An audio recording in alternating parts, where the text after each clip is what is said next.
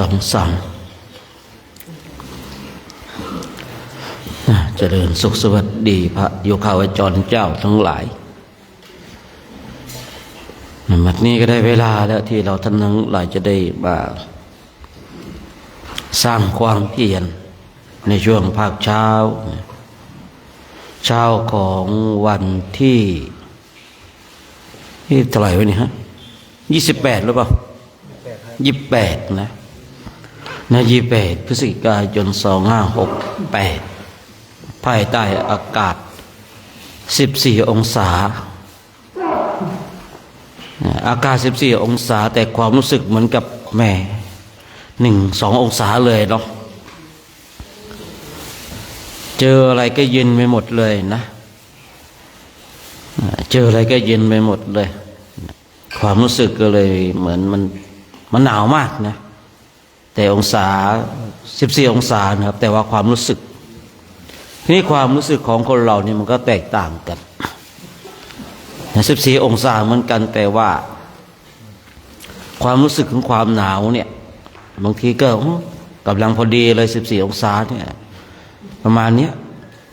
นะบางรูปก็โอ้โหหนาวที่เราเดินจาริกในภาคเหนือเนี่ยนะเพราะว่าประเทศอินเดียเนี่ยบางปีมันหนาวกว่านี้นะครับผมนะบางปีมันหนาวกว่านี้เนี่ย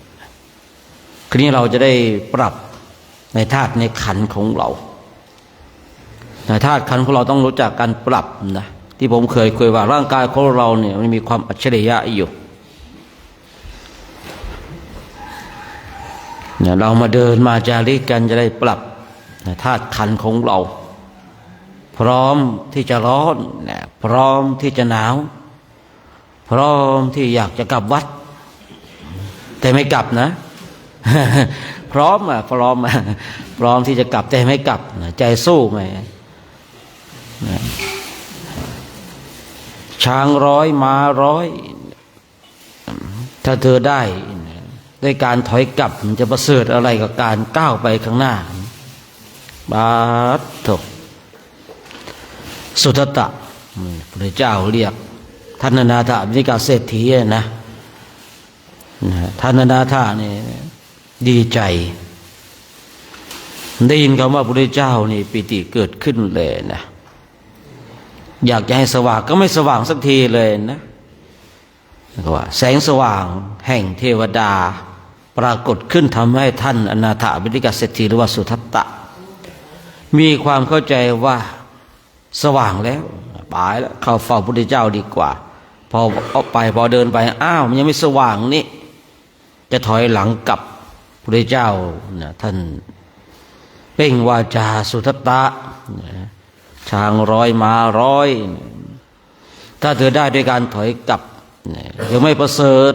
เท่ากับการที่เธอก้าวไปข้างหน้าเพียงก้าวเดียวอย่างเราท่านทั้งหลายเองก็เหมือนกันนะเราอย่าไปฝากชื่อไว้บอกโอ้ยรูปนั้นแหละฝากชื่อไว้กับโครงการส่วนมากมันฝากไว้กับผมเลยดิแต่จำได้นี่แล้วผมก็จะเล่าทุกปีนะแหมรูปนั้นเนี่ยมาดดีหุ่นดีนะแต่ใจปลาซิวมาดดีหุ่นดีเนี่ยแต่ใจปลาซิวมาจาริกเจอความร้อนทนได้เจอความหนาวทนไม่ได้เงี้ยนะของเรามันต้องฝากชื่อไว้ว่าโอ้ยมีหลวงตาอยู่ท่านหนึ่งผมเรียกหลวงพ่อสมชายนั่นหลวงพ่อสมชายนะครับผมจะเอ่ยชื่อเกือบทุกปีเพราะว่าเราจะสนับสนุนประกาศยกย่องชมเชยใส่ใจคนดีให้คนดีนั้นมีที่ยืนปีนั้นหลวงพ่อสมชายมาปีแรกแกกับพรรษาใหม่ๆแต่อายุมากแล้วท่านทั้งหลายนะเดินจนเท้าแตกกระดูกแตกไม่ใช่เท้าแตกเดินจนกระดูกแตกแต่แกไม่ยอมแพ้นะกระดูกนี่แกพอจบจากโครงการไปถึงที่วัดไปหาหมอโอ้โหหมอว่ามันเดินได้ยังไงนี่มันนะกระดูกแตกครับกระดูกเท้าแตกนะครับผมเดินจนกระดูกเท้าแตกนะเราลองคิดดูอ่ะคนหนึ่งเดินเนี่ยจนกระดูกแตกแต่ไม่ยอมแพ้นะครับก็เดินเนี่ยถึงขนาดนั้นนะไอ้นี่ของเราเนี่ยกระดูกก็ไม่แตกเท้าก็ไม่แตกมันแตกอยู่อย่างเดียวเลยใจแตกนะใจแตกของเรานี่ฉะนั้นเนี่ยบางทีบางสิ่งบางอย่างนี่คือผมจะคุยบ่อยๆเตือนตัวเองไว้ว่าอุปสรรคเนี่ยจะทำให้เราแข็งแกร่งอุปสรรคจะทำให้เราเข้าใจชีวิตมากขึ้นเมื่อมีอุปสรรคนั่นคือบทท้าทายแห่งชีวิตนะข้อสอบบทใหม่เกิดขึ้นแล้วมันจะได้เป็นเครื่องวัดศักยภาพในตัวของเราเองว่าตัวของเรามีศักยภาพขนาดไหนอุปสรรคเนี่ยท่านทั้งหลายถ้าเราไม่มีอุปสรรคเราก็ไม่รู้เลยว่าเราเนี่ยแข็งแกร่งขนาดไหนทางด้านร่างกายและจิตใจผมเองเคยขึ้นชกมวยโอ้ยตอนขึ้นยังไม่ชกนะเก่งเลยครับผมเฮ้ยโลกนี้ไม่กลัวใครอะหน้าไหนก็มาเถอะนะพอขึ้นเวทีนะเจอคู่ต่อสู้ที่แข็งแกร่งกว่าโอ้โหครับคานขี้คานเยี่ยวเลยครับผมไอตอนไม่ขึ้นเวทีเก่งครับมันต้องอย่างนั้นต้องอย่างนี้ไอผมเห็นไอกองเชียร์ทั้งหลายนะทำไมไม่เตะวะเฮ้ยทำไมไม่ต่อยนึกในใจเฮ้ยขึ้นมาต่อยเองสิวะแม่เก่งจังเลยอะไอกองเชียร์เก่งครับเก่งแหมเราก็รู้จะทำยังไงเนาะเจอคู่ต่อสู้ที่แข็งแกร่งกว่านะครับขึ้นเวทีแล้วเนี่ยเผชิญหน้ากับคู่ต่อสู้แล้วเนี่ยวัดกันที่ความแข็งแกร่งว่าใครแข็งแกร่งกว่าบุคคลนั้นเป็นผู้ชนะใครสายตาดีใครคล่องแคล่วว่องไวบุคคลนั้นชนะแล้วเราก็ไม่รู้นี่ว่าคู่ต่อสู้นี่แข็งแกร่งเก่งขนาดไหนแต่ตอนที่เรายังไม่ขึ้นเวทีเราก็คิดว่าเราเก่งอ่ะไปวัดกันที่ตอนขึ้นเวทีเผชิญหน้าต่อกันแหละนั่นแหละ ครั้งคราวใดที่เราแข็งแกร่งกว่าเราก็ย้ำคู่ต่อสู้จนเละครับผมเลยคุยว่าชีวิตของผมเนี่ยจะโดนเขาต่อยหน้าตอนขึ้นเวทีเท่านั้นเองนะ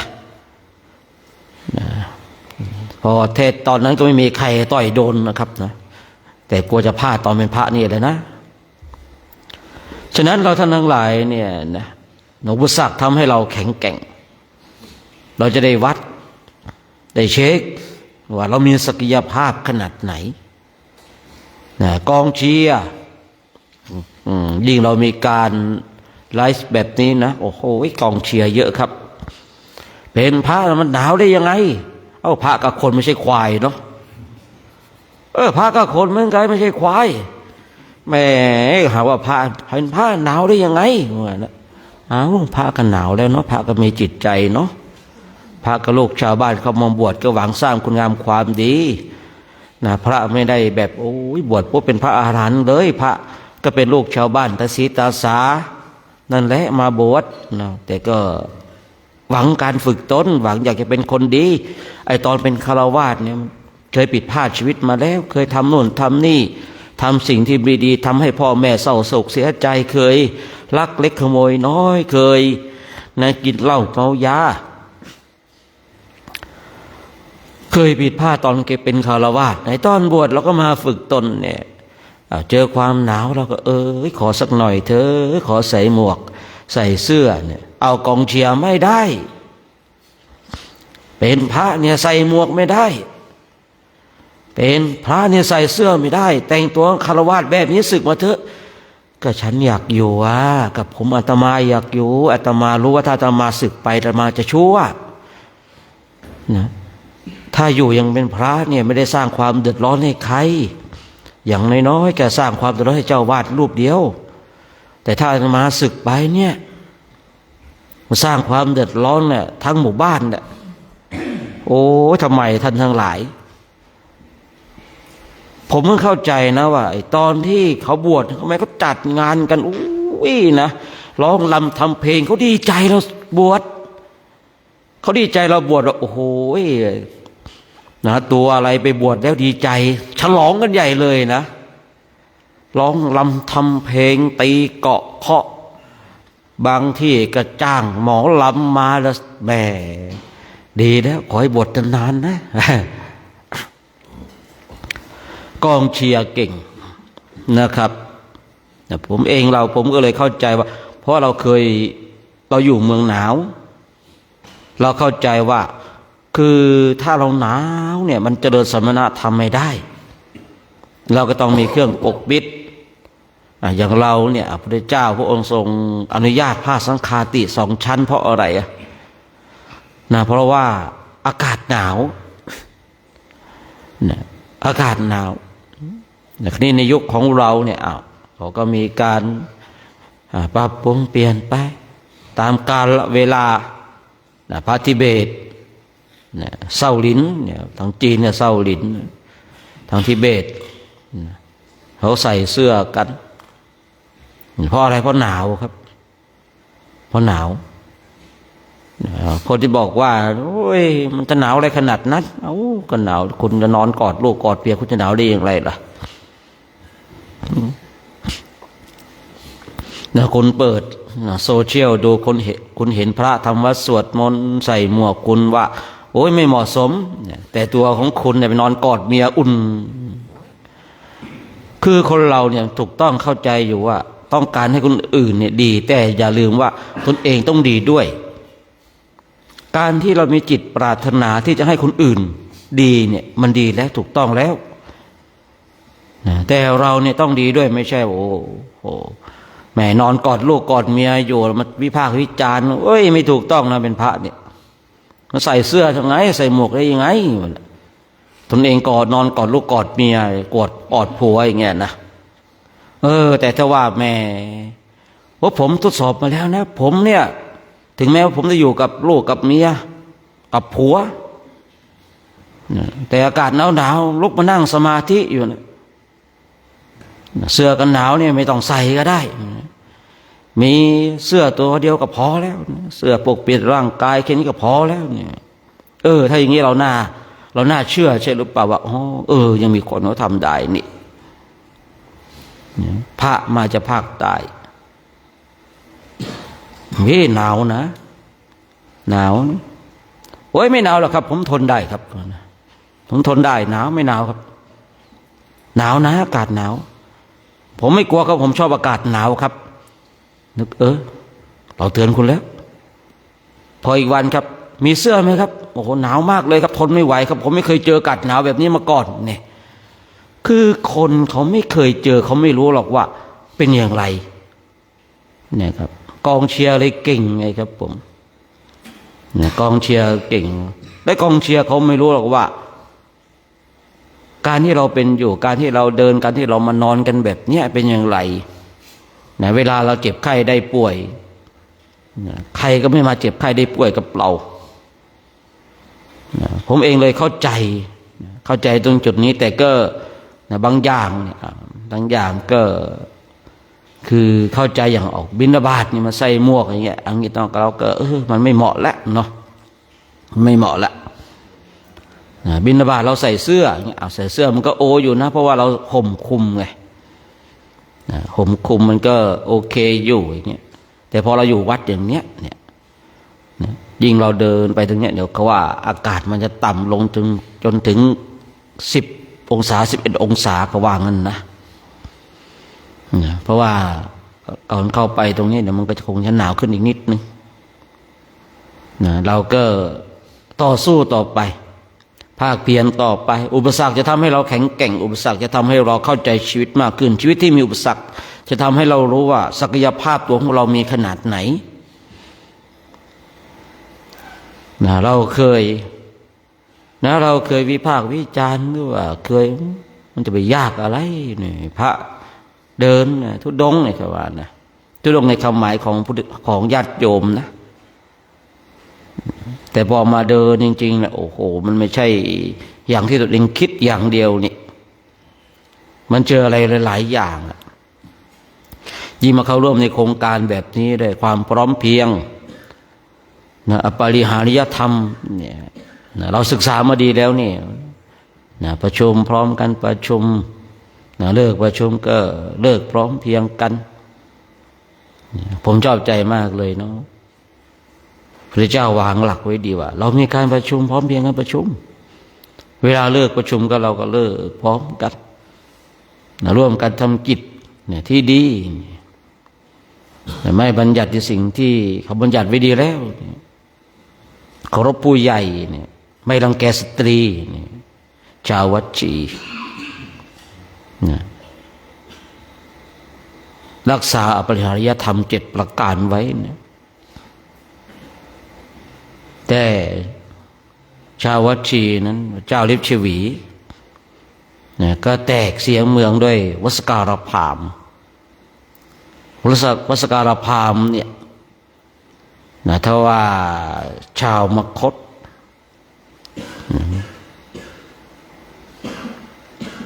ก็จะยกย่องให้เป็นฮีโร่เก่งวสการพราหมณ์เนี่ยกับสุนีทะวสการพราหมณ์และสุนีทะเนี่ยถ้าในชาววัดชีนี่ก็โอ้โห2 คนนี่ตัวเอาปรีจังไรทำให้บ้านเมืองแตกนี่แต่ถ้าว่าทางฝ่ายของพระเจ้าชาติศัตรูนี่ก็ฮีโร่ครับผมคนเดียวเนี่ยและคนเดียวเป็นทั้งฮีโร่และเป็นคนที่อัปรีจังไรเนี่ยมันทำให้เราเข้าใจในบทบาทชีวิตของเราชาววัดชีนั้นเนี่ย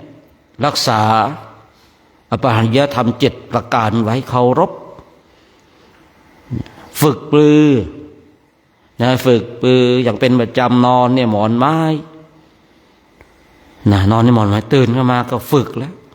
ฝึกอาวุธใครชอบดาบก็ฝึกดาบใครชอบธนูก็ฝึกธนูหลังจากวสการพราหมณ์เข้าไปยุแยงตะแคงรั่วเพราะว่าชาววัดชีนั้นเนี่ยมีการปกครองคือสับเปลี่ยนกันเขามีกษัตริย์จนถึง77,777 องค์สับเปลี่ยนหมุนเวียนกัน70,000 หรือ 7,000เนี่ยนะ แต่จำได้ว่าเลข7นี่แหละนะจะเปลี่ยนเวลามีข้าศึกมาก็จะตกลงกันว่าจะลบหรือจะยอมแต่ชาติของกษัตริย์ชาติของนักรบไม่เคยยอมแพ้เลยตนเองก็ฝึกฝนกำลังอย่างดีแล้วเนี่ยพระเจ้าชาติศัตรูเองเนี่ยลุกลานตัวจะ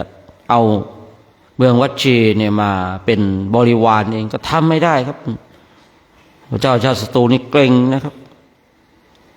มีกองกำลังที่รับมาต่อมาจากพ่อนี่เก่งแต่ก็ทำอะไรเนี่ยพระเจ้าฤทธิ์ชวีไม่ได้ด้วยทำอะไรชาววัชชีไม่ได้วสการพราหมณ์เนี่ยได้อุบายคืออุบายนี้เองเนี่ยจริงๆถ้าลองมองดูพระเจ้าทรงได้ตรัสถามพระอานนท์ว่าอานนท์ชาววัชชียังประพฤติปฏิบัติอปาริยธรรม7ประการไหมโอ้ยังประพฤติพระพุทธเจ้าข้าวสการพราหมณ์เป็นพราหมณ์ที่มีปัญญาเลยเข้าใจเลยอ๋อมีหนทางเดียวเท่านั้นที่จะทำลายเมืองวัชชีได้นะคือต้องยุให้แตกไปเลยเดี๋ยวแซงแซงให้พระเจ้าชาติศัตรูเนี่ยขับไล่ตัวเองก็ไปอยู่ที่เมืองวัชชี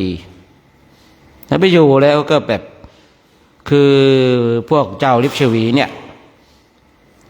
ชอบใจอยู่แล้วบอกเพราะว่าชื่อเสียงของวสการพราหมณ์เนี่ยโด่งดังว่าเก่งเป็นพราหมณ์ที่เก่งรู้มนต์รู้ไตรแพทย์ศิลปะวิทยาทั้งหลายก็เก่งคือพูดง่ายๆว่าอยู่ในระดับปรมาจารย์ทีนี้เมื่อไปอยู่ที่เมืองวัชชีแล้วเนี่ยแต่แรกๆก็คือยังไม่แสดงบทบาทลายยังไม่ออกพออยู่ไปจนเขาไว้ใจอันนี้เริ่มยุแยงตะแคงรั่วแหละไปหาเจ้าชายองค์นั้นนะเข้าหาเจ้าชายกลุ่มนั้นองค์นั้นก็คุยโอ้เจ้าชายองค์นั้นว่าท่านเนี่ยไม่เก่งเลยว่าท่านเนี่ยเอาเปรียบคือพูดยุแยงตะแคงรั่วจนเนี่ย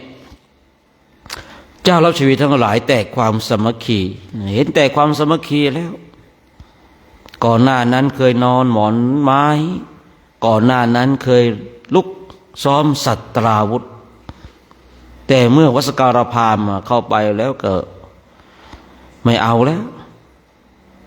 นะไม่เอาแล้วไม่ฝึกซ้อมแล้ววสการพราหมณ์เห็นแล้วก็พร้อมแล้วก็ส่งสารให้พระเจ้าชาติศัตรูมาแล้วตอนนี้พร้อมแล้วไม่ต้องมาเยอะหรอกแค่นิดเดียวก็พอแล้วก่อนหน้านั้นเอามาเยอะยังสู้ไม่ได้นะแต่พอวสการพราหมณ์เข้าไปยุแยงตะแคงรั่วเนี่ยบอกว่าไม่ต้องเอามาเยอะหรอกแค่ยกมากองทัพพระองค์นำมาก็โอแล้วพระเจ้าฤทธิ์ชวีทั้งหลายเนี่ยนะเมื่อกองทัพของพระเจ้าชาติศัตรูมาแล้วก็คุยกันเอายังไงดีก่อนหน้านั้นเนี่ยเคยมีความสามัคคีกันเป็นน้ำหนึ่งใจเดียวกันพร้อมที่จะรบเป็นชายชาตินักรบนะแต่เหตุถูกวสการพราหมณ์เนี่ยยุแยงตะแคงรั่วเนี่ยมาประชุมกันแต่ละคนเจ้าชายแต่ละองค์ก็นิ่งบางองค์ก็นิ่งบางองค์ก็เกี่ยงคุณเก่งคุณไปออกรบดิคือถูกยุแยงตะแคงรั่วสังคมใดก็ตามที่ยุแยงตะแคงรั่วกันสังคมนั้นก็จะน่ากลัวและล่มสลายฉะนั้นเราท่านทั้งหลายเนี่ยวสการพราหมณ์นะคือพูดง่ายๆว่าเป็นตัวปีจังไรของชาววัชชีนะแต่เป็นฮีโร่ในฝ่ายของพระเจ้าอาชาติศัตรูคนเดียวนะครับนะคนเดียวเนี่ยเป็นเช่นนี้พระเจ้าอาชาติศัตรูมาในข่าวครั้งนั้นเนี่ยไม่ต้องออกรบอะไรเลยครับเพียงมีกองยกทหารมาแล้วก็ยอมแพ้ เกี่ยงกันออกรบนะเกี่ยงกันออกรบฉะนั้นมีโอกาสเราท่านทั้งหลายเนี่ยศึกษาในพระไตรปิฎกแล้วก็ศึกษาให้เข้าใจแล้วนำไปปฏิบัตินะศึกษาแล้วให้เข้าใจในบริบทแห่งความเป็นจริงว่าต้นพุทธกาลพุทธเจ้าทรงตรัสนะเรื่องนี้เช่นนี้อะไรเป็นเหตุที่ให้พระองค์ตรัสเช่นนี้เนี่ยคือถ้าเราศึกษาอย่างเรื่องของพระวินัยเนี่ยคือเราศึกษาต้นบัญญัตินะต้นบัญญัตินะแล้วก็ผ่านมาเนี่ยนะผ่านมาเป็นเช่นไรยังไงเนี่ยเหตุนะเหตุทำไมพระองค์จึงทรงบัญญัติเช่นนี้เราจะเข้าใจแล้วเรื่องของพระวินัยเนี่ยมันก็จะเป็นเรื่องง่าย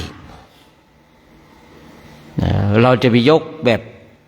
แม้ในหนังสือนวโกวาทนะมาอย่างเดียวมันก็ถามว่าได้ไหมมันก็ได้แต่ว่าถ้าเราเจาะลึกจริงๆแล้วมันมีเหตุและผลหลายอย่างอยู่ยิ่งถ้าใครไปอ่านนะบุพพสิกขาวรรณาเนี่ยโอ้โหพวกนี้จะเคร่งครับนะเคร่งจนเครียดเห็นคนอื่นเนี่ยไม่ดีทั้งหมดนะครับนะใครไปอ่านในหนังสือบุพพสิกขาวรรณานะครับไม่ใช่ว่าหนังสือไม่ดีนะคนอ่านเนี่ยคือไม่เข้าใจไม่เข้าใจนะพระที่เป็นเพื่อนรุ่นเดียวกันเนี่ยเข่งๆเนี่ยสึกกันหมดละนะสึกกันหมดเลยเคร่งท่าอะไรมันสึกกันแต่รุ่นเดียวกันเนี่ยนะรุ่นเดียวกันที่แบบบวกลบพรรษา1-2เนี่ยเขามากกว่าเรา1-2น้อยกว่าเรา1-2เนี่ยบางทีพวกเข่งๆนะเข่งๆเป๊ะครับผมเรื่องกาแฟเรื่องนมเรื่องคอฟฟี่เมดเรื่องน้ำตาลเนี่ยมาปนกันยาวะชีวิกยาวะกาลิกทั้งหลายเนี่ยเป๊ะครับผมถ้าเอากาแฟน้ำตาลคอฟฟี่เมดมาผสมกันแล้วอยู่ได้ชั่วกี่โมงกี่ยามกี่วันเอากาแฟผสมกับน้ำตาลอยู่ได้กี่วันกาแฟอย่างเดียวอยู่ได้กี่วันถ้าเอากาแฟผสมกับคอฟฟี่เมดแล้วอยู่ได้กี่วันเนี่ยเป๊ะครับผมไม่ประเคนก็ไม่ฉันไม่ดื่มนะครับโน่นแหละบางทีนะมีอยู่ด้วยกันแต่เราเนี่ยมันพวกที่เห็นใจเพื่อนหมู่คณะเห็นเพื่อนไม่ฉันแล้วก็เดินหาญาติโยมสมัยก่อนเดินหาญาติโยมนะครับคือพูดง่ายๆว่ายาวะชีวิกยาวะกาลิกเนี่ยนะเป๊ะครับผมเพื่อนกันกลัวเพื่อนจะอดกาแฟอยู่เนาะญาติโยมก็ไม่มีใครมาผมเนี่ยเดินไปหาญาติโยมตามญาติโยมนะครับโยมช่วยไปปักเคนกาแฟให้ทีนะเป็นห่วงเพื่อนนะเป็นห่วงเพื่อนกลัวเพื่อนไม่ได้ดื่มกาแฟไปเดินหาญาติโยมเนาะไปเดินหาญาติโยมให้ญาติโยมมาประเคนกาแฟให้หมู่คณะให้เพื่อนได้ดื่มในขนาดนั้นนะครับผมเองคือพอเราศึกษาพระวินัยเราเข้าใจเข้าใจในการเป็นอยู่ของความเป็นพระแต่ว่าบางทีเพื่อนของเราเนี่ยมันคือศึกษาแล้วอยากจะเอาความเคร่งเข้ามาแล้วก็เอาก็ดีนะไม่ใช่ไม่ดีแต่ว่าไอ้เราเนี่ยเลยต้องไปหาบอกญาติโยมไปเจอนูนน่ะโยมกำลังเกี่ยวข้าวอยู่โอ้ยคิดถึงตัวเองแล้วบางทีเนาะโยมกำลังเกี่ยวข้าวอยู่ไปขอร้องโยมมาเคนกาแฟให้นะครับผมขนาดนั้นนะมันเป็นห่วงหมู่คณะว่ามีคนรักษาพระวินัยดีๆแบบนี้ก็โอ้ยเนี่ยเราเป็นผู้ที่คอยช่วยเหลือสนับสนุนผลสุดท้ายก็ศึกกันนะครับเข่งไอ้ท่าอะไรแล้วผมก็เลยพอมาถึงวันนี้เคร่งอยู่ยากไม่เข่งเลยไม่ศึกษาวินัยเลยก็อยู่ลำบาก คือเราศึกษาพระวินัยแล้วจริงๆเนี่ยมันอยู่สบายนะอยู่สบายเนาะคุยไปคุยมาก็จะไปต่อเลยเฉยแล้วเนาะครบกันหรือยังวันนี้นะฮะกลุ่มหนึ่งครบนะกลุ่มสองเต้กลุ่มสามตากลุ่มสี่กลุ่มสี่นะโอ้แม่ชี้ก็ครบแล้วไม่ครบนี่สงสัยหนาวขอภาวนาในเต็นท์หน่อยนะอันนี้ก็ไม่ว่ากันนะเมื่อครบพร้อมแล้วเราก็จะได้ทำวัดสวดมนต์กันนะวันนี้หลวงตาเพลงนำหน่อยนะตาหลวงตาเพลงนำบ้างนะทำวัดสวดมนต์กันนะ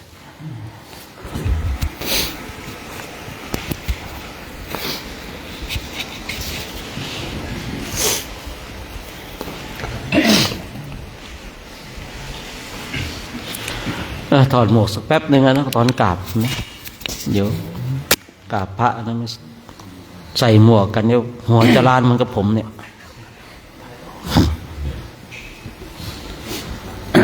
กราบพระก็ถอดหมวกกันให้เรียบร้อยนะนิมนต์ครับผมจบ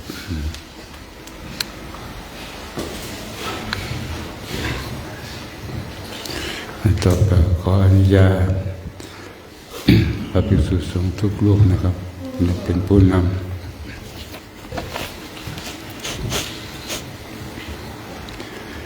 โ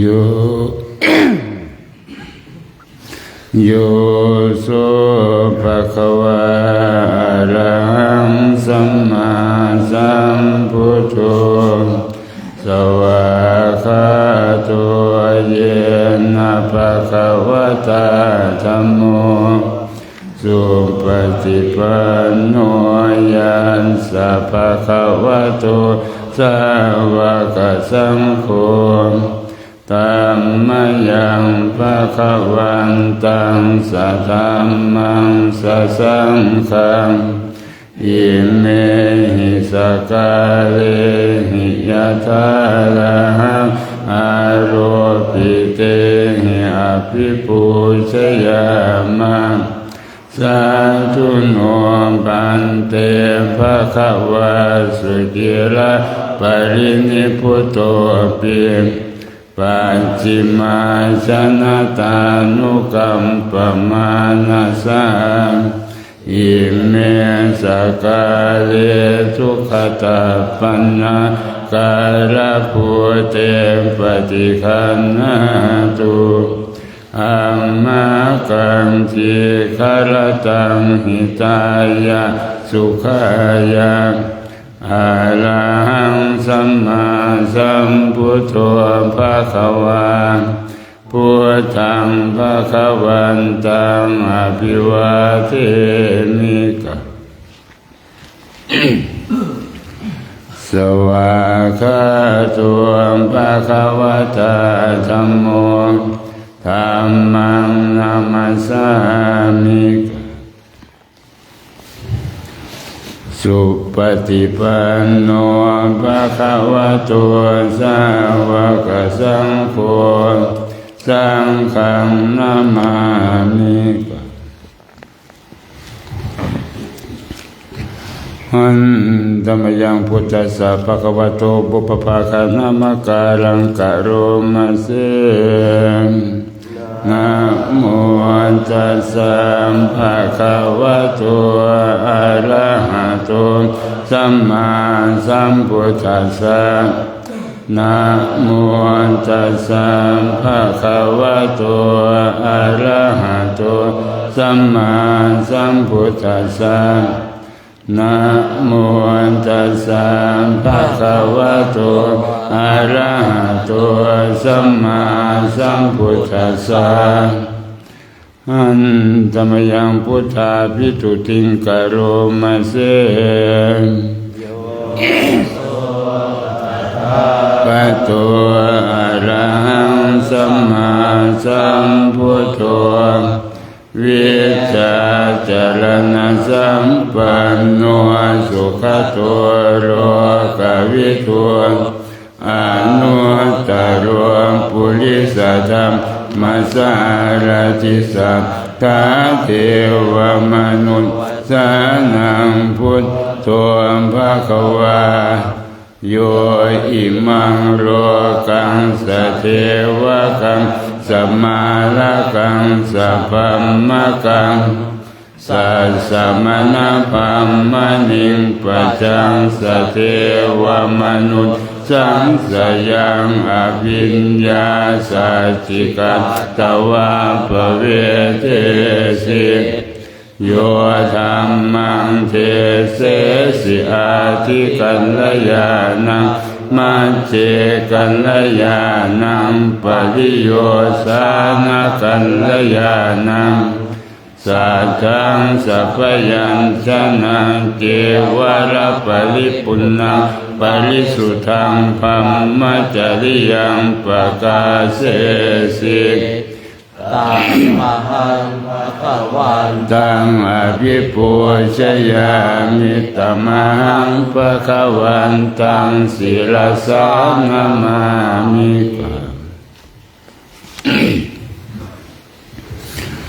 อันธรรมยังธรรมาภิสุติงกโรมะเสโยโสสวาคาโตภะคะวะตาธัมโมสันติติโกอาการิโกเอหิปัสสิโกโอมปนะยิโกปัจจตังเวทิตาโพวิญโยหิตัมมังธัมมังอภิปูชยามิตัมหังธัมมังศิรสานามามิ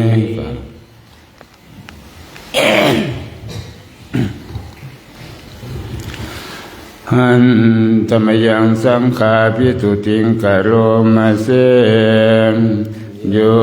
โสสุปฏิปันโนภะคะวะโต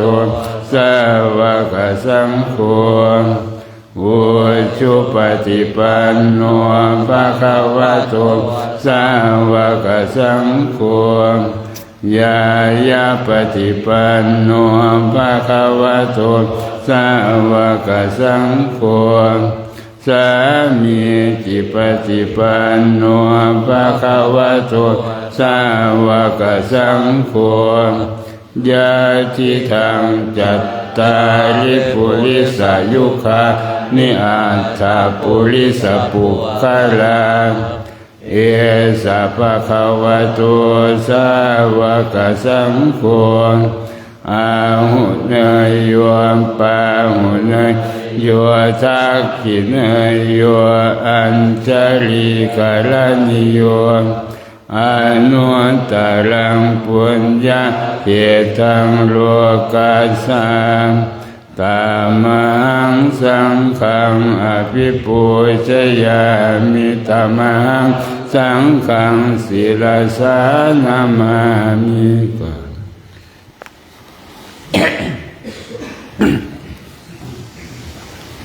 ใครน้าก็ใส่หมวกได้เนอะอันธรรมยังรัตนตยปนามคาเทโยเจวะสังเวขะปริจิตนาปทัญจะพนามาเสพุทโธสุสุโธ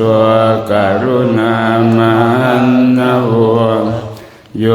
จันตสุทัพพลยานโรจโนโลกัสสะปะปุปจิเลสขาตะโกวันทามิพุทธังอะหัมมาทะเลนะตังธัมโม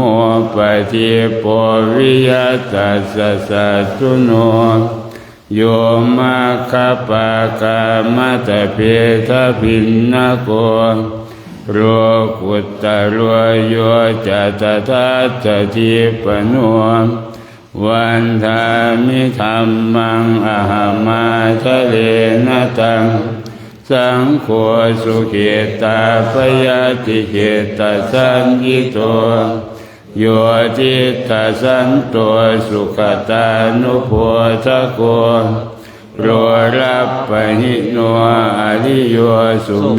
ธะโสวันทามิสังฆังอะหัมมาทะเลนะตังอิเจวะเมกันตะภิปูสเนยกังวัตถุตยังวันตยตาภิสังขตังปุญญังมายายังมะมะสัพพุปัตถวามาหุนตุเวตัสสะปะภาวะสิทธิยา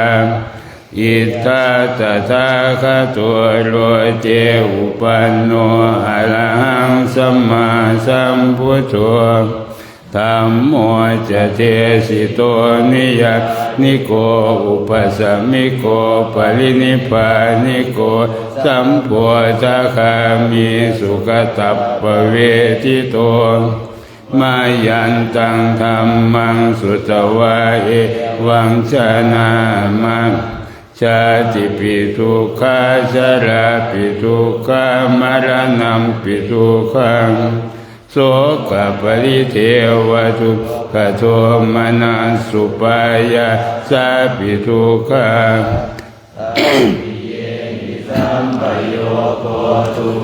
ปิเยหิวิปโยโคทุโคยัมปิสังนารปฏิตังปิทุกขังสังขิเตนะปัญจุปาทานะขันธาทุกขังเสยทิทังรูปุปาทานะขันโท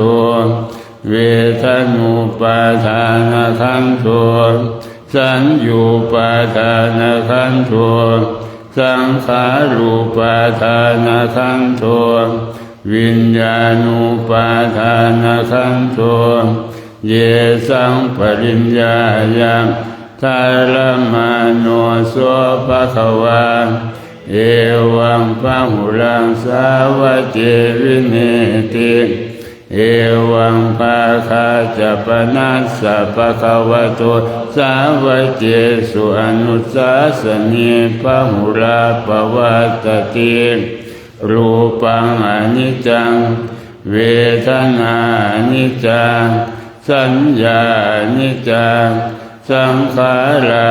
นิจจังวิญญาณังอนิจจังรูปังอนัตตาเวทนาอนัตตาสัญญาอนัตตาสังขาราอนัตตาวิญญาณังอนัตตาสัพเพสังขารานิจจังสัพเพธัมมานัตตาติเตมะยังโอตินามหาชาติยะชรามรเนนะโสเจหิปริเทเวหิทุเขหิโทมนัสเสหิอุปายาเสหิทุกโขตินาทุกขปริตาอาเปวนามิมัสสะเจวราสะทุกขังขันธัสสะอันตกิริยาปัญญาเยธาติจิราปรินิพุตัมปิตังภะคะวันตังอุทิสสารหันตังสัมมาสัมพุทธังสัทธาคารัสสมานาคาริยังปัปปชิตังตัสมิงภะคะวะติภัมมัจจริยังจรามังภิกขุนังสิกขาสาสิวะสมาปนาตังโนภัมมัจจริยังอิมัสสะเจวราสะทุกขังขันธัสสะอันตกิริยายะสังวัตตุติ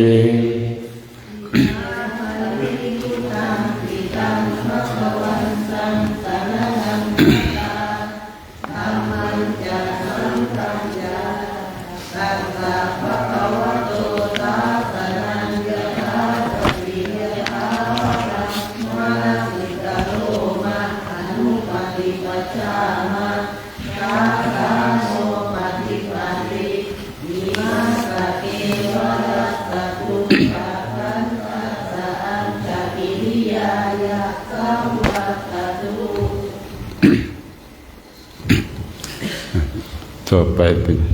เปิด มนต์พิธีไปที่ถวายพรพระคือสวดพระหุงนะโมตัสสะภะคะวะโตอะระหะโตสัมมาสัมพุทธัสสะนะโมตัสสะภะคะวะโตอะระหะโตสัมมา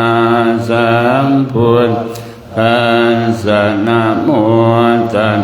สะภะคะวะโตอะระหะโต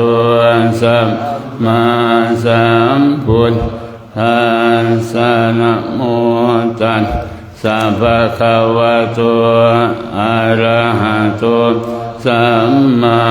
สัมพุทธัสสะอิติปิโส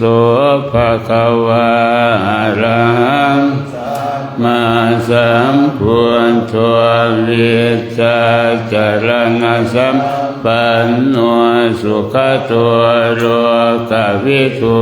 อนุตตรปุริสธรรมราชิสัทธาเท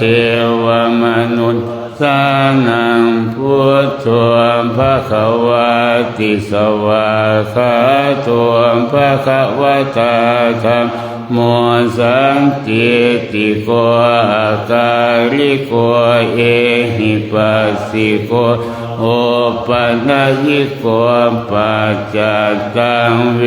ทิตาโพวิญโยหิติสุปฏิปันโนภะคะวะโตอุจุปฏิปันโนภะคะวะโตสาวกสังโฆญายะปฏิปันโนภะคะวะโตสาวกสังโฆสามีจิปฏิปันโนสาวกสังโฆยะทิทังจัตตาริปุริสยุคานิอัตถปุริสปุคคลาเอสะภะคะวะโตวะกสังโฆอาหุนายโยปาหุนายโยทักขินายโยอัญชลิกรณิโยอนุตตรังปุญญาเจตังโลกัสสติภาหุงสหันสมาพินิมมิตสาวุทันตังคลิเมฆาราอุจิตโครัสเสนามารังนาทิธรรมวิธินาชิตวามุนินโทตันเตชะสาภวตุเตชยมังคลานิมาลาติเลกามพิยุตจิตสัพพรติงโครัมปนาลาวกามะขมทัตตยะขังขันติสุทันตวิธินาตัวตันเตชะสาภวตุเตชะยะมังคลานินาราชิลิงขจวรังอธิมาตาพัวตังวัจจิจักขวัสนีวสุธารุนันตังเมตัมพุเสขวิธินาจิตวาตัวตันเตชะสาภวตุเตชะยะมังคลานิอุจิตตะขักขมติหัตตสุธารุนันตังทาวันติโยปุริมาละวันตังเอติปิสังขตมโนจิตวามุนินโทตันเตชะสาภวตุเตชะยะมังคลานิกัตตวานกัตตมุทารังอิวะคาปินิยาจินจายทุตวจนังยามาเจสันเตนะโสมวิธินาชิตวา ตัวตันเตชะสาภวตุเต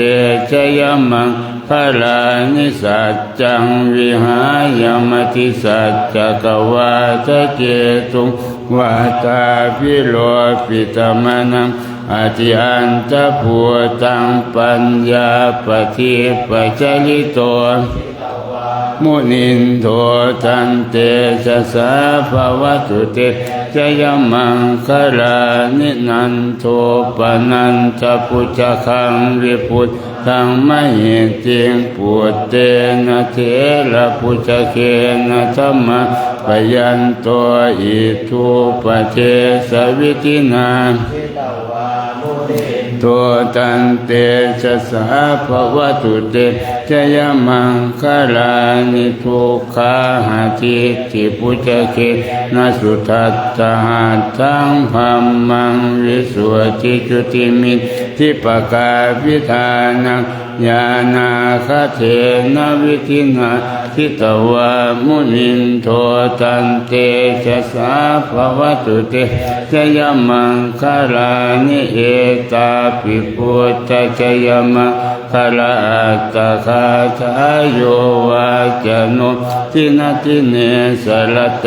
มตันทิหิตวานะเนกวิวิธาตวานิโม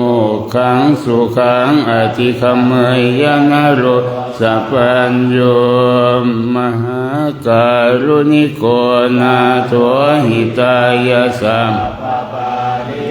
ปุเรตวะปารมีสัพพะปัตโตสัมโพธิมุตตมะเตนะสัจวัชเชนะโหตุเตชยมังคลังชยันตัวโพธิยามูเลสักนังนันทิวัตโนเอวังตะวังวิจโยโหหิจยะสุชยมังคะเลอัปปลาชิตปันสิเสปัตวิปุคะเลอภิเสเกสัพพพุทธานังอาคาปโตปโมทติสุนัขขตังสุมังคลังปาตังสุหุจิตังสุขโนสุโมโหตัวจะสุเยทังพัมมจาริสุปทาทินังกายกรรมังวาจากรรมังปทาคินังปทาคินังมโนกรรมังปณิทิเตปทาคินาปทาคินานิกัตตวานลพันตเถปทาคิเนเอวเมสุตังเอกังสมยังภควาสาวัตติยังวิหารติวันเนอนาถปินทิกาสาราเมตัตตะละโคภควาภิกขุมันเตสิภิกขวติปทันเตติเตภิกขุภควโตปัจจัสโสสุงภควาเอตถะโวจาเมตตายาภิกขเวเจโตวิมุตติยาอาเสวิตายาภาวิตายาภหุลิกตายายานิกตายาวัตุกตายาอนุจิตายาปริจิตายาสุสมามตายาเอกาทัสสานิสังสาปาติกังคากตเมเอกาทัสสุขังสุปฏิสุขังปฏิพุทธตินาปาปะกังสุปินังปัสสติมนุสานังปิโยโหติอมนุสานังปิโยโหติเทขันตินาสะคิวาวิสังวาสัทธังวากรรมติตัวทังจิตตังสมาธิยติมุขวันโนวิปัสสิทติอสัมมุลลโหกาลังกโรติอุตตลิงอัปปติวิชฉันโตภัมมะโลกุปโคโหติเมตตายภิกขเว ติยาอาเสวิตายภาวิตายปหุลิกตายนิกตายวัตุกตายอนุติตายปริกิตายสุสมาราตายอิเมเอกาทัสสานิสังสัพพติคังคาอิธัมโวจะภะคะวะอัตตมนาเตปิกขุภะคะวะโตภาสิตังอภินันทุนติภวตุสัพพมังคลังราคันตุสัพพเทวตาสัพพพุทธานุภาเวนัสสะโสติภวันตุเตภวตุสัพพมังคลังรังสัพพเทวตาสัพพธรรมานุภาเวนัสสะโสติภวันตุเตภวตุสัพพมังคลังรังตุสัพพเทวตาสัพพสังฆานุภาเวนัสสะโสติภวันตุเต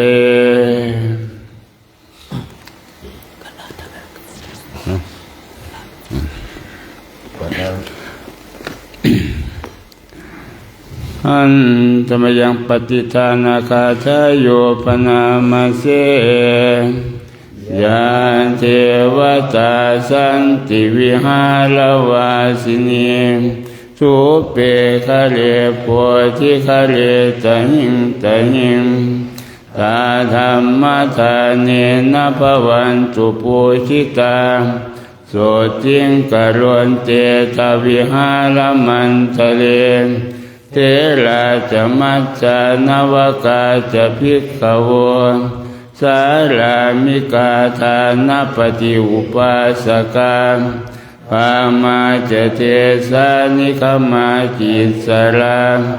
สัพพานาภูตาสุขิตาภวันตุเตชาราพุทธาเยปิจอันตสัมภวาสังเสตชาตาอัตโวปปาติกานิยานิกังธรรมวรังปฏิจเตสัพเพปิทุกขัสสะกโรนตุสังสยังสาธุจิรังสตังธัมโมธัมมัตตราจะปุคลาสังโฆโหตุสมัคโควะอัจายะจาหิตายะจาอัมเหราคันตุสัทธัมโมสัพเพปิธัมมจาริโนวติงสัมปะปุณยามะธัมเมอริยปเวทิเตปัสสนาโหตุสัพเพปิปานิโนพุทธศาสเนสัมมาทารังปเวสันโตกาเลเทโวปวัสสตุวุติภาวายสัตตานังสมิทังเนตุเมทนิงมาตาปิตาจัตตราชังนิจังราคันติปุตตะกังเอวังธัมเมนะราชานุปัจจังราคันตุสัพพทาพุทธาราธนานังธัมมาราธนานังสังฆาราธนานังอัปปมาโนพุทโธอัปปมาโนธัมโมอัปปมาโนสังโฆนะโมพุทธายะนะโมธัมมายะนะโมสังฆายะพุทโธเมนะโธธัมโมเมนะโธสังโฆเมนะโธธรรมบูชาสังฆบูชานิพพานปัจจโยโหตุ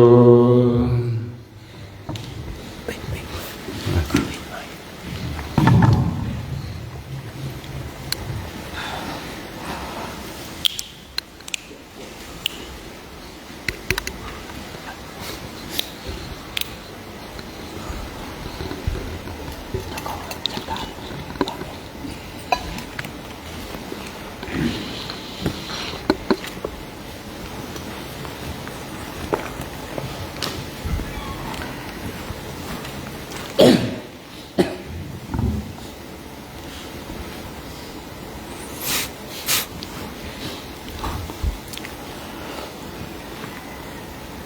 ช่วงลำดับตัวนี้ไปเราจะนั่งหลายก็จะได้พากันเจริญจิตตภาวนากันสักระยะหนึ่งให้เรานั่งเท้าขวาทับเท้าซ้ายมือขวาทับมือซ้ายยึดแขนให้ตรงดำรงสติเฉพาะหน้าของเรา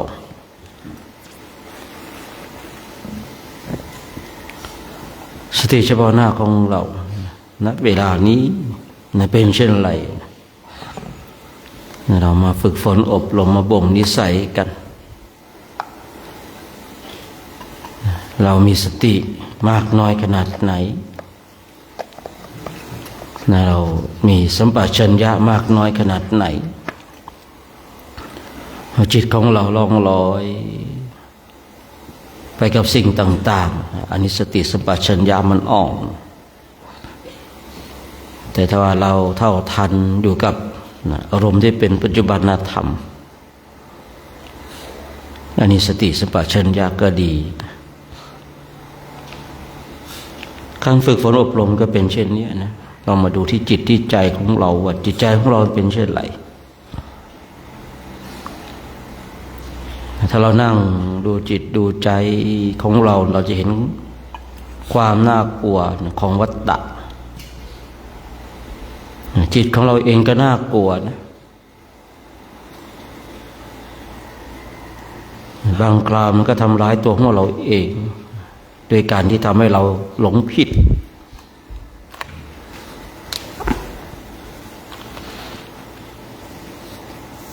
หลงผิดใน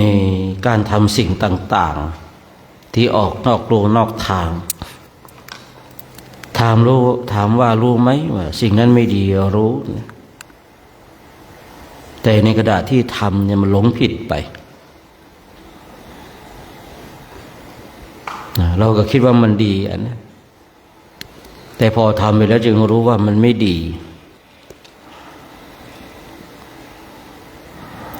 แต่การเจริญจิตตภาวนาเช่นนี้เป็นสิ่งที่ดีนะนักปราชญ์หรือว่าบัณฑิตก็จะยกย่องสรรเสริญ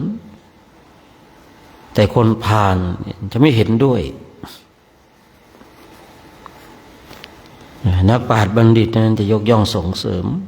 บุคคลที่ทำคุณงามความดีส่วนคนพาลนั้นจะไม่ยกย่องจะไม่สนับสนุนและส่งเสริมคนทำความดีแต่คนพาลจะไปส่งเสริมสนับสนุนกับบุคคลที่เป็นคนพาลเหมือนกันบัณฑิตส่งเสริมบัณฑิตพาลส่งเสริมคนพาลนี่คือความเป็นจริงท่านทั้งหลายนักบัณฑิตนี่จะส่งเสริมให้บัณฑิตด้วยกันแล้วก็บัณฑิตเนี่ยเห็นคนพาลก็พยายามที่จะช่วยชี้แนะบอกกล่าวให้เดินในเส้นทางที่ถูกต้องนี่คือบัณฑิตแต่คนพาลนั้นเนี่ยก็จะไปสนับสนุนส่งเสริมคนพาลด้วยกันและเมื่อเจอบัณฑิตก็จะใส่ร้ายป้ายสีให้บัณฑิตนั้นเนี่ยได้รับความเสียหายแต่ว่าทองแท้มันก็คือทองแท้จะล้อมขนาดไหนจะเผาขนาดไหนทองก็คือทอง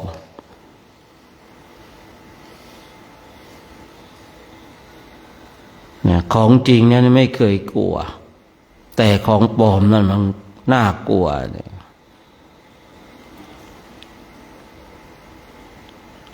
บัณฑิตทั้งหลายฝึกฝนอบรมบ่มนิสัยของตนเองเนี่ยเช่นเราเนี่ยเราขึ้นชื่อว่าเป็นบัณฑิตนะในขณะที่เราเจริญจิตตภาวนาเนี่ยเราขึ้นชื่อว่าเป็นบัณฑิตถ้าใครรักษาหรือว่าทรงตรงจุดนี้ไว้ได้เนี่ย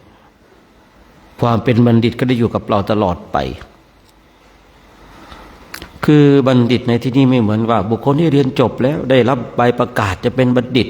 อันนั้นเป็นบัณฑิตทางโลกนั่นที่ว่ารับใบปริญญาเนี่ย เรียนจบแล้วได้รับใบปริญญาได้แค่ใบเดียวเป็นเครื่องการันตีว่าเราเรียนจบแต่ทางธรรมคำว่าบัณฑิตนั้นเนี่ยในเราท่านทั้งหลายผมเชื่อว่าน่าจะเข้าใจนะว่าหมายถึงอะไรเนี่ยการฝึกฝนอบรมเนี่ยจิตของเราเนี่ยนั่งบำเพ็ญเพียรภาวนาดูชอบใจในคำของครูบาอาจารย์ที่มีคนก็ถามท่านว่าเราควรฆ่ากิเลสตัวใดก่อนเราควรจะฆ่าความโลภความโกรธความหลงฆ่าตัวใดก่อนครูบาอาจารย์ก็บอกว่ากิเลสตัวใดเกิดขึ้นก่อนก็ทำลายตัวนั้น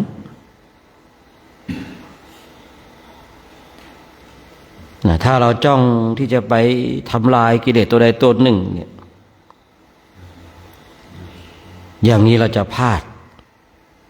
ผมเองเคยพลาดมาก่อน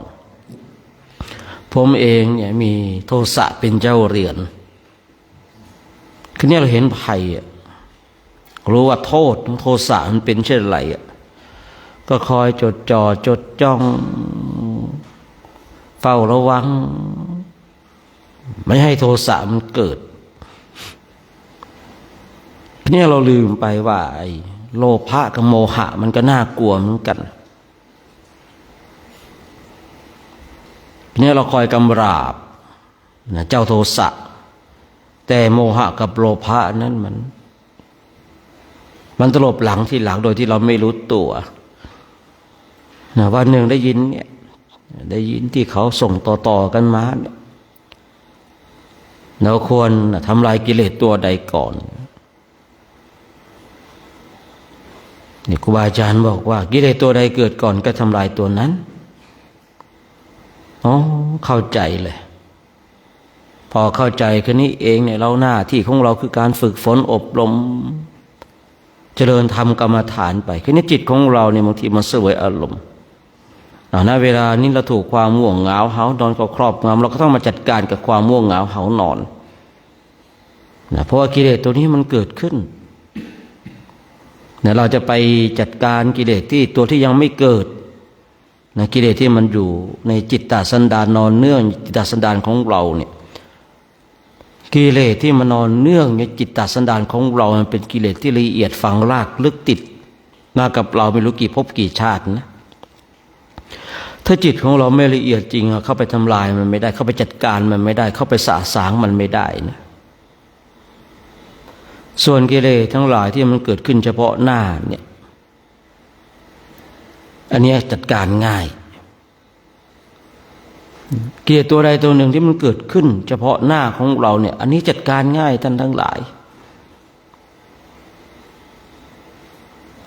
แต่กิเลสที่มันนอนเนื่องในจิตตสันดานของเราฝังรากลึกอยู่ในจิตตสันดานของเราเนี่ย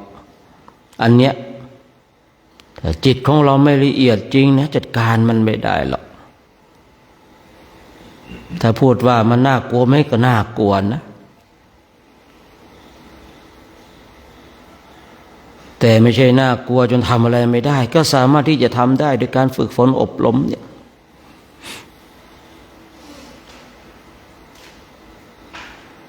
ณเวลานี้เราฝึกฝนอบรม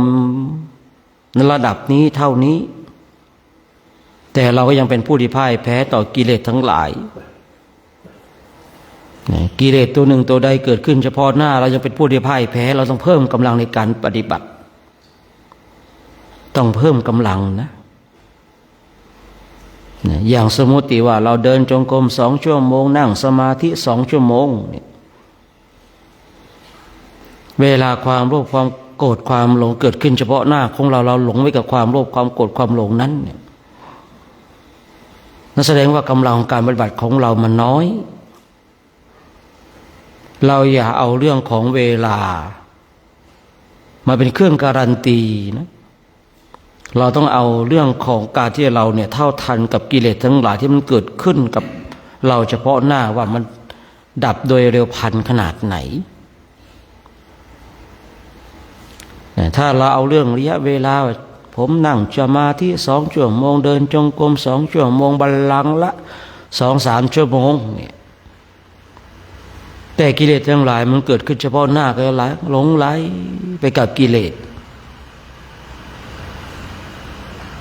แบบนี้เราต้องเพิ่มความเพียรเพราะความเพียรขนาดนั้นไม่สามารถที่จะกำราบกิเลสได้ผลแห่งความภาคเพียรพยายามนั้นมันยังมีมากไม่พอไม่พอเราก็ต้องเพิ่มพูนอีกนั่ง3 ชั่วโมงเดิน3 ชั่วโมงเมื่อเรานั่งสมาธิ3 ชั่วโมงเนี่ยเดิน4 ชั่วโมงเนี่ยหรือว่าเดิน3 ชั่วโมงเนี่ยเรายังไม่เท่าทันอีกเราต้องเพิ่มความเพียรอีกคือเราจะต้องเข้าใจนะบางคนบางท่านว่านั่งนานเกินไปจะเป็นอัตตกิลมัฏฐานุโยคเราอย่าให้คำว่าอัตตกิลมัฏฐานุโยคเนี่ยมาขัดขวางมาเป็นเครื่องขวางกั้นในการสร้างความเพียรและทำลายกิเลสที่มันนอนเนื่องจากสันดานของเราผมเองเนี่ยเห็นมามากแล้วนะพอลงมือประพฤติปฏิบัติเดินจงกรมมากหน่อยนั่งสมาธิมากหน่อยนะก็จะมีนะสิ่งหนึ่งที่มันพูดขึ้นมาในใจว่าปฏิบัติมากเกินไปจะเป็นอัตตกิลมัฏฐานุโยคเนี่ยเป็นการทรมานตนนี่ผู้ฝึกจิตหลายๆคนนะผู้ฝึกปฏิบัติธรรมกรรมฐานหลายๆท่านพลาดตรงนี้มากเหลือเกินความเป็นจริงเราฝึกฝนอบรมเพื่อชำระล้างกิเลสเพื่อทำลายอาสวะกิเลสทั้งหลายที่มันอยู่ในจิตสันดานของเรานี่เราเดินจงกรมปรารภความเพียรเนี่ยเรามีความเพียรเนี่ยเดิน4 ชั่วโมงนั่ง4 ชั่วโมงเนี่ยกิเลสของเราเนี่ยมันเกิดขึ้นเฉพาะหน้าเราไม่สามารถที่จะดับมันได้โดยเร็วพลันแต่ถ้าว่าเราฝึกฝนอบรม1 ชั่วโมงก็ดีหรือว่า2 ชั่วโมงก็ดีกิเลสมันเกิดขึ้นเฉพาะหน้าปุ๊บเกิดปุ๊บดับปั๊บอย่างนั้นน่ะความเพียรของเราถูกต้องแล้วความเพียรเช่นนี้ขนาดนี้กำลังไหลเข้าไปสู่การชำระล้างหล่อหลอมให้จิตของเราเนี่ยมีกำลังที่ละเอียดเพื่อที่จะเข้าไปสาสางกิเลสที่มานอนเนื่องอยู่ติดตาสันดานของเราอาจจะมีบางคนสงสัยว่าแล้วมันอยู่ตรงไหนล่ะไอ้กิเลสมันนอนเนื่องจิตตสันดานของเราเนี่ยคือตรงจุดนี้ถ้าเราฝึกฝนอบรมไปเนี่ยจิตเนี่ยที่มีกำลังจิตเนี่ยที่มีปัญญาเดี๋ยวมันเข้าไปจัดการเองมันจะรู้เหมือนกับเราปวดหัวเนี่ยเรากินยาแก้ปวดเราต้องบอกยาแก้ปวดไหมว่าฉันปวดหัวนะปวดข้างนี้ไปรักษาให้ทีเปล่าเลยเพียงแต่เรารู้ว่าเราปวดหัวเราก็หายาแก้ปวดพอเรากินยาแก้ปวดไปสรรพคุณของตัวยานั้นไปจัดการเองโดยที่เราไม่ต้องไปบอกไม่ต้องไปอ้อนวอนการฝึกปฏิบัติธรรมกรรมฐานเองก็เหมือนกันนะเราเนี่ยมีหน้าที่ฝึกปฏิบัติไปนี่อย่างที่กล่าวไว้ว่าอย่าให้คำว่าอัตตกิลมัฏฐานุโยคเนี่ยมาเป็นเครื่องขวางกั้นตัวของเราเนี่ยยิ่งบางคนบางท่านเห็นเราเดินจงกรมเนี่ยผมได้ยินบ่อยๆเลยสมัยที่ผมภาคเพียรภาวนาผมอดข้าวผมภาคเพียรภาวนาเนี่ยมีทั้งพระมีทั้งญาติโยมท่านเนี่ยฝึกปฏิบัติอัตตกิลมัฏฐานุโยคพุทธเจ้าไม่ได้สอนพุทธเจ้าพระองค์ทรงสั่งห้ามไว้ไม่ใช่แนวทางที่จะออกจากวัฏสงสารนี้คือเนี่ยแต่แรกเราเองก็คือไม่เข้าใจยังไม่เข้าใจก็เลยให้เราก็ผ่อนในความเพียรคือนี้เมื่อผ่อนความเพียรปุ๊บกิเลสทั้งหลายมันเพิ่มพูนมาก จากการสังเกตจิตตัวเองตอนที่เรา ปรารภความเพียรเดินจงกรมนั่งสมาธิมันเบาสบายกิเลสทั้งหลายมันเกิดขึ้นปุ๊บเรามีสติสัมปชัญญะเข้าไปดับโดยเร็วพลันแต่เมื่อเราผ่อนความเพียรมากิเลสมันตั้งอยู่ในใจของเรานานเหลือเกิน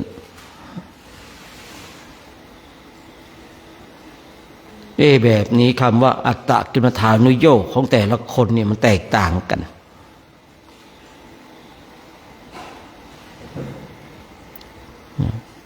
คำว่าอัตตกิลมัฏฐานุโยคของแต่ละคนมันแตกต่างกันฉะนั้นเราจะต้องรู้กำลังของเราด้วยตัวของเราเองในการฝึกจิต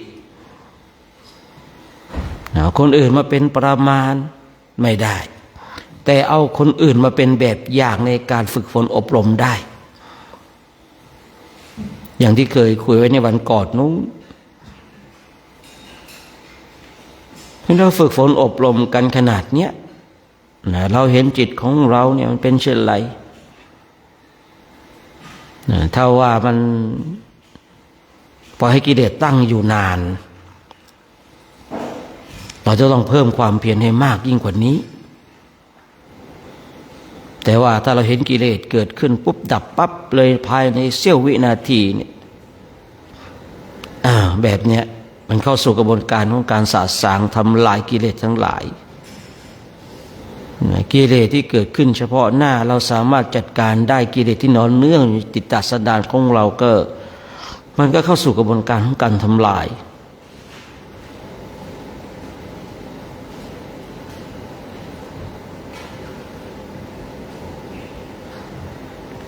เราจะรู้ผมเชื่อว่าท่านทั้งหลายเคยอ่านเนี่ยที่พระเจ้าทรงตรัสไว้จิตฟุ้งซ่านเราก็รู้ว่าจิตฟุ้งซ่านจิตจะสงบเราก็รู้ว่าจิตของเราจะสงบจิตของเราสงบแล้วเราก็รู้ว่าจิตของเราสงบจิตของเรากำลังจะทำลายกิเลสทั้งหลายเราก็รู้นี่อันนี้เอาแค่ย่อๆคือมันรู้ท่านทั้งหลายคือจิตเนี่ยมันก็จะเห็นกระบวนการของการทำลายของการสะสาง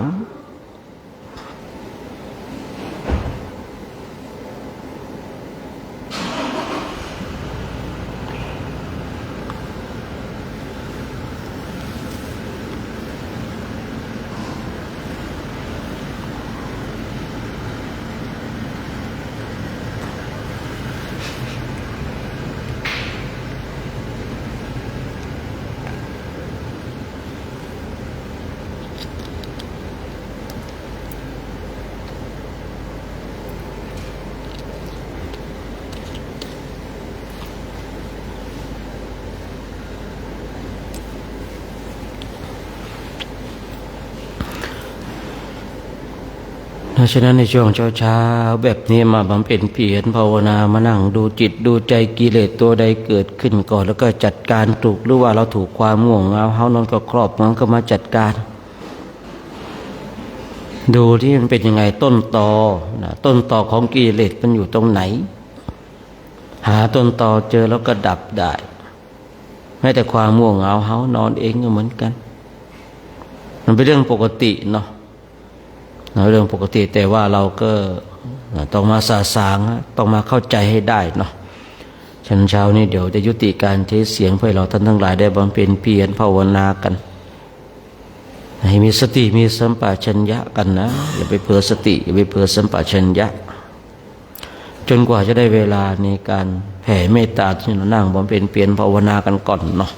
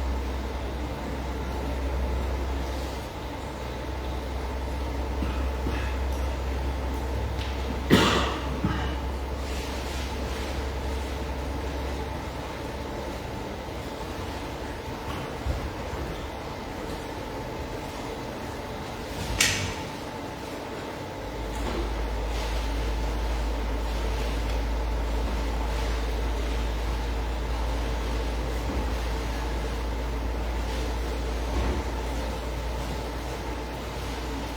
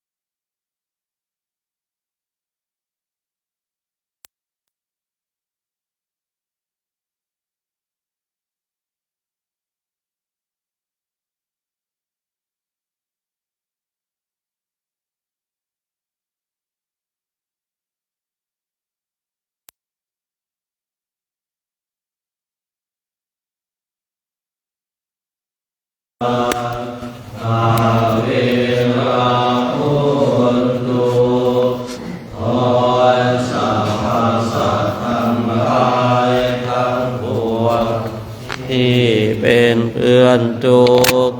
เกิดแก่เจ็บตายด้วยกันทั้งหมดทั้งสิ้นจงเป็นสุขเถิดอย่าได้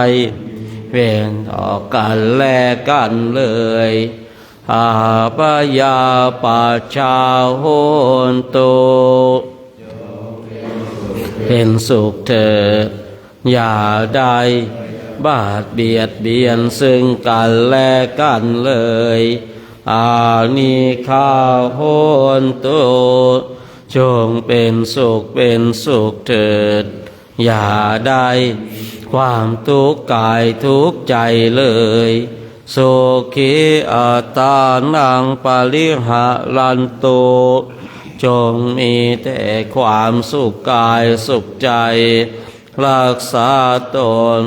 ให้รอดพ้นจากทุกข์โทษเวรภัยอันตรายทั้งปวงจงทุกตัวหน้าเถิดกตังปุญญาภรังไมหังสะเอภาคีปวันตุเต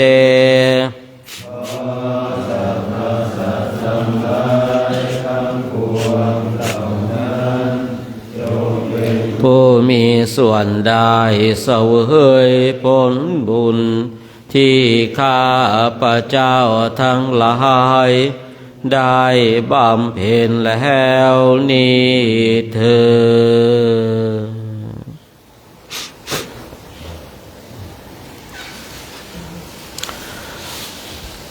เช้านี้ก็ต้องขออนุโมทนาบุญกุศลกับเราท่านทั้งหลายที่อยู่ณสถานที่ตรงนี้แล้วก็ที่อยู่ทางบ้านเนาะที่ได้ร่วมกันสร้างคุณงามความดีกันในช่วงภาคเช้าของวันนี้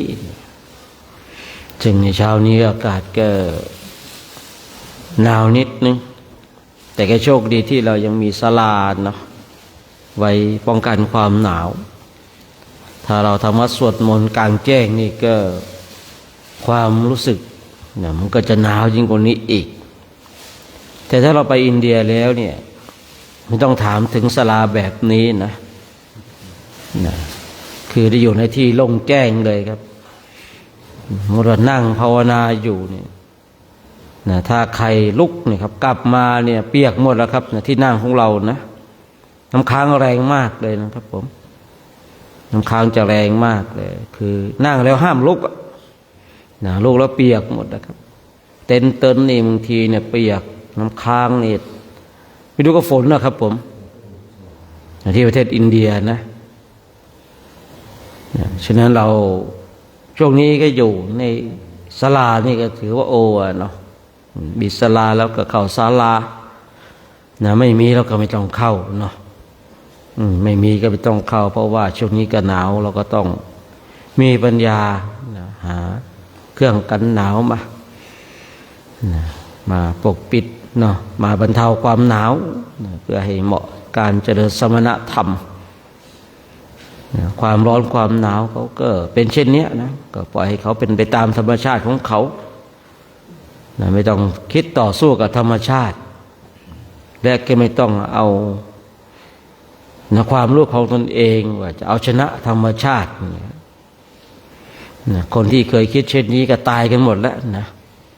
เพราะอะไรไม่มีใครที่จะเอาชนะธรรมชาติได้แต่เราสามารถปรับตัวของเราเองให้อยู่กับธรรมชาติได้ยิ่งเราเข้ามาบวชในพุทธศาสนาเนี่ยเราจะเข้าใจนะว่าการที่เราปรับตัวอยู่กับธรรมชาติเรารู้จักการทำใจกับสิ่งทั้งหลายแค่นี้ก็โอเคแล้วเนาะเรามาทำจิตทำใจมาปรับตัวของเราให้กับเข้ากับธรรมชาตินะมันร้อนเราก็ว่ากันมันหนาวเราก็ว่ากันไปร้อนหนาวเป็นปกติแบบนี้แต่ว่าการฝึกฝนอบรมของเรานี่แหละ เรานี่ออกจากเรือนเป็นผู้ที่ไม่มีเรือนแล้วฆราวาสญาติโยมเขาไม่ทำบางทีก็เป็นเรื่องของเขานะเพราะว่าบางทีฆราวาสญาติโยมเนี่ยเขาเริ่มจากอะไรเริ่มจากทานทานศีลเนี่ยภาวนาท้ายสุดเลยเนาะภาวนาเนี่ยท้ายสุดเลยญาติโยมเนี่ยเริ่มต้นที่ทานญาติโยมเนี่ยที่บางคนเนี่ยนะหลุดจากทานหลุดจากศีลคือให้ทานมาดีแล้วรักศีลมาดีแล้วเข้าสู่ภาวะการภาวนาถือว่าโชคดีมากเลยนะแต่บุคคลหนึ่งบุคคลใดเนี่ยให้ทานยังเป็นประจำบุคคลนี้ก็โชคดีนะคือโชคดีเป็นลำดับเนาะเพราะว่าบุคคลใดก็ตามให้ทานเนี่ยแต่ไม่ถึงขั้นการภาวนาเนี่ยก็ถูกต้องแล้วเพราะว่าของญาติโยมเนี่ยเริ่มต้นทานศีลภาวนาส่วนพระเราเริ่มจากอะไรศีลสมาธิปัญญาต้องดูศีลก่อนเข้ามาที่สมาธิจบด้วยลงที่ปัญญาฉะนั้นบางทีเราเห็นญาติโยมเขาให้ทานอย่างเดียวไม่ภาวนานี่ก็ถูกต้องแล้วญาติโยมก็อยากจะให้พระเข่งพระอยากให้ญาติโยมเคร่งคือพระก็อยากให้ญาติโยมเนี่ยมีผู้มีศีลญาติโยมก็อยากให้พระเนี่ยเข่งออกปฏิบัติกันเนี่ยคือถ้าเรามองในหลักแล้วเนี่ยญาติโยมเนี่ยเขาให้ทานเนี่ยเขาไม่มาภาวนาเนี่ยถูกต้องแล้วถูกต้องแล้วท่านทั้งหลายเพราะว่าเขาเริ่มต้นด้วยทานรู้จักการทำบุญสุนทานคนขวายที่ชอบประกอบในธรรมถูกต้องแล้วส่วนเรานักบวชเนี่ยถ้ามาเริ่มต้นที่ทานอันนี้ผิดหลักแล้วแต่ไม่ใช่ว่าเราไม่ทำบุญสุนทานนะเราก็ทำนะเราก็ทำแต่ว่าคือถ้าเราเห็นภัยในวัฏฏะจะออกจากวัฏฏะจริงๆเนี่ยเราก็ต้องเน้นหนักในศีลสมาธิปัญญาเนี่ยฉะนั้นเราท่านทั้งหลายบางทีเห็นญาติโยมนี่เขาไม่มาภาวนาเนี่ยแต่ถ้าเขารู้จักการให้ทานก็โอละเนี่ยก็โอแล้วถูกต้องแล้วคือบางคนบางท่านเนี่ยเขาไม่พร้อมที่จะรักษาศีลนะเขาไม่พร้อมที่จะภาวนาแต่เขาพร้อมที่จะให้ทานเนี่ยผมเองเลยคุยไว้หลายปีแล้วว่าคือคนที่เข้ามาหาเราเนี่ยเขาจะเข้ามาในรูปแบบใดก็ตามเป็นหน้าที่ของเราที่จะพาเขาไปคือไม่ใช่ว่าทุกคนเข้ามาหาเราจะพาไปมรรคผลนิพพานทั้งหมดเลยถ้าพาไปได้ทั้งหมดมันก็ดีเนาะแม้แต่พระเจ้าเองก็ไม่สามารถที่จะทำเช่นนี้ได้นะเนี่ยบางคนเนี่ยเขาไม่สะดวกในการภาวนาแต่เขาสะดวกในการให้ทานเราก็ต้องส่งเสริมในเรื่องของการให้ทานของเขาแต่ถ้าบางคนเนี่ยสะดวกในการภาวนาเราก็ต้องส่งเสริมสนับสนุนให้กับเขาเพราะว่าทานศีลภาวนาเนี่ยบางทีญาติโยมเขาทำครบจะถือว่าโชคดีมากๆเลยนะแต่ถ้าได้ทำส่วนใดส่วนหนึ่งข้อใดข้อหนึ่งก็โชคดีละนะโชคดีนี่ญาติโยมเข้ามาหาเราเนี่ยเขาจะเข้ามาในรูปแบบใดเป็นหน้าที่ของเราที่จะพาไปต้องรู้จักด้วยนะจากคนนั้นคนนี้ไปได้แค่ศีลไม่ถึงภาวนาเนี่ยเราก็ชวนเขาให้ทานไปรักษาศีลไปภาวนาก็เอาไว้ก่อนแต่ก็ต้องบอกคือบางคนที่ไม่พร้อมจริงนะผมสังเกตดูนะถ้าชวนให้ทานไปแล้วครับมีเท่าไรหมดกันหมดเอาจนหมดแล้วครับบางทีหมดหมดตัวแล้วนะคือให้จนหมดมีร้อยให้ร้อยมีพันให้พันนะแต่ถ้าชวนภาวนาไม่พร้อมเลยมันติดโน่นติดนี่ผมเลยเข้าใจว่าบางคนเนี่ยเขาไม่พร้อมที่จะภาวนาแต่พร้อมที่จะให้ทานคนเข้ามาหาเราเนี่ยเราเป็นนักบวชเนี่ยก็ไม่รู้นะเขาเข้ามาหาเราในรูปแบบใดอะไรยังไงนี่ก็เป็นหน้าที่ของเราไม่ต้องไปแปลกใจเราว่าทำไมบางวัดเขามีเครื่องรางของขลังมี พระเนี่ยมีกุศโลบายเนาะ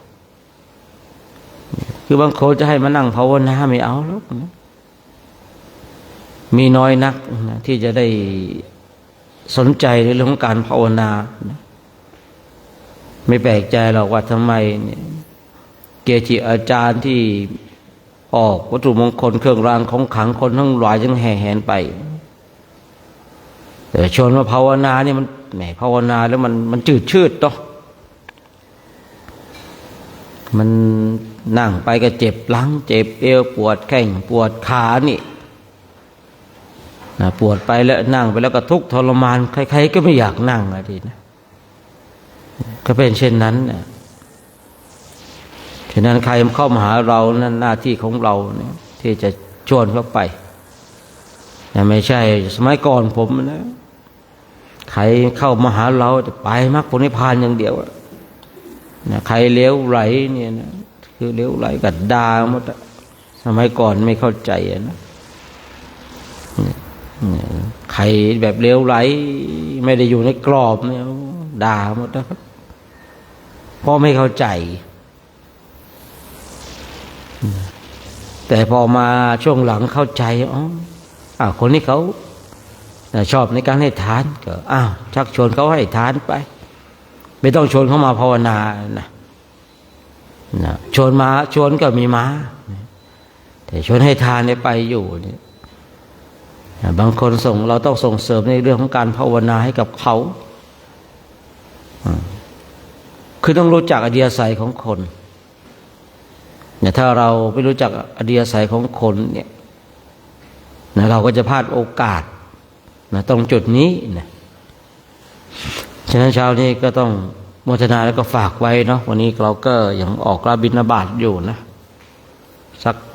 6:50ตั้งแถวเนาะ6:50ตั้งแถวออกรับบิณฑบาต7:00ไปสายเดียวเนาะนะใครไปไม่ไหวก็ไม่ต้องไปนะมีไหมเนี่ยเนาะวันนี้น่าจะไหวกันหมดเนาะถ้าใครไม่ไหวก็ไม่ต้องไปก็ได้เนาะแต่ถ้าใครพอจะไปได้ก็ลองไปเดินไปดูว่านะเป็นอย่างไรนะมีชาวบ้านมากน้อยกี่หลังคาเรือนอัธยาศัยเขาเป็นอย่างไรก็ไปเดินไปดูไปให้บิณฑบาตได้ก็ดีเนาะไม่ได้ก็ดีเหมือนกันเนาะได้ก็ดีถ้าไม่ได้ก็ไม่ค่อยดีก็ได้เหมือนกันนะเอาว่ากันไปเนาะฉะนั้นวันนี้ก็ต้องขออนุโมทนาเนาะกับเราท่านทั้งหลายทุกคนทุกท่านเนาะที่อยู่ที่ดีก็ดีเนาะที่อยู่ทางบ้านก็ดีที่ได้มาร่วมกันสร้างคุณงามความดีสร้างเหตุสร้างปัจจัยสร้างสวรรค์สมบัติสร้างนิพพานสมบัติให้เกิดขึ้นเนาะบุญใดกุศลใดที่เราท่านทั้งหลายได้กระทำก็ขอให้บุญนั้นกุศลนั้นจงนำพาให้เราท่านทั้งหลายจงมีความสุขมีความสงบมีความร่มเย็นคิดสิ่งประการใดที่เป็นไปโดยชอบประกอบในธรรมแล้วก็ขอให้สิ่งนั้นจงสำเร็จและท้ายที่สุดถ้าได้ออกฝึกปฏิบัติทางกรรมฐานก็ขอให้ได้มรรค4ผล4นิพพาน1ทุกคนทุกท่านด้วยเถิดต่อไปเดี๋ยวเรากราบพระพร้อมกันนะ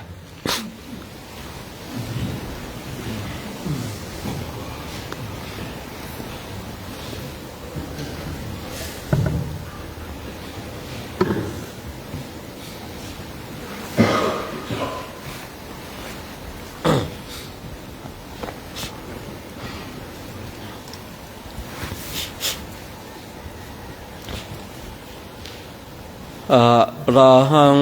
สัมมาสัมพุทโธภะคะวาพุทธังภะคะวันตังอะภิวาเทมิสวากขาโตภะคะวะตาธัมโมนะมัสสามิสุปฏิปันโนภะคะวะโตสาวกสังโฆ สังฆังนามามิมาตาปิโตโคนะอาหังวันทามิโคโรอุปัชฌาย์อาจาริยะหังวันทามิน้อมจิตน้อมใจกราบคุณครูบาอาจารย์พร้อมกัน3 ครั้งพร้อมแล้วกราบกราบกราบ